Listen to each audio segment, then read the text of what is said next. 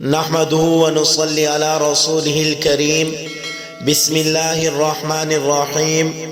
حضرت عبداللہ بن مسعود رضی اللہ عنہ بیان کرتے ہیں، رسول اللہ صلی اللہ علیہ وسلم ایک چٹائی پر سوئے ہوئے تھے۔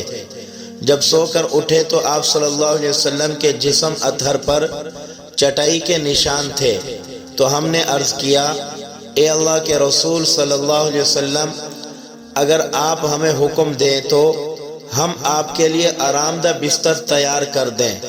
آپ صلی اللہ علیہ وسلم نے فرمایا، مجھے دنیا سے کیا مطلب، میری اور دنیا کی مثال ایسی ہے جیسا کہ کوئی سوار کسی درخت کے نیچے کھڑا ہو کر سایہ سے فائدہ اٹھائے اور پھر چل دے اور درخت کو اپنی جگہ چھوڑ جائے۔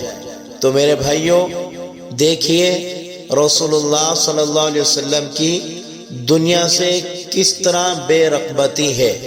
آپ صلی اللہ علیہ وسلم دنیا کو کچھ بھی نہیں سمجھ رہے، بلکہ میرے آقا کو آخرت کی فکر ہے۔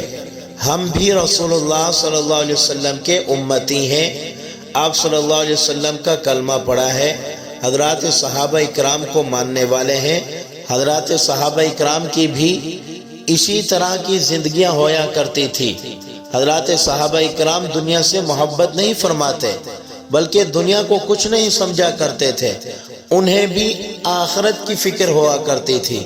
تو ہمیں بھی دنیا سے محبت نہیں کرنی چاہیے، دنیا کے اندر بالکل کھپ نہیں جانا چاہیے، دنیا کے اندر ایسے مگن نہ ہو کہ ہمیں اللہ رب العزت یاد نہ رہے، رسول اللہ صلی اللہ علیہ وسلم یاد نہ رہیں، حضرات صحابہ اکرام یاد نہ رہے، ہمیں نہ نماز پڑھنے کا ہوش ہو، نہ قرآن پڑھنے کا ہوش ہو، نہ درود شریف پڑھنے کا ہوش ہو، نہ کوئی دوسرا دین کا کام کرنے کا ہوش ہو، بلکہ دنیا کو صرف ضرورت کے طور پر استعمال کریں۔ اللہ رب العزت نے یہاں جتنی عمر دی ہے، اس عمر کو غنیمت جان کر اللہ رب العزت کی فرما برداری کریں، رسول اللہ صلی اللہ علیہ وسلم کی اطاعت کریں، اور آپ صلی اللہ علیہ وسلم کی ہر ایک سنت کے اوپر عمل کریں، تاکہ ہماری دنیا اور آخرت اچھی ہو جائے۔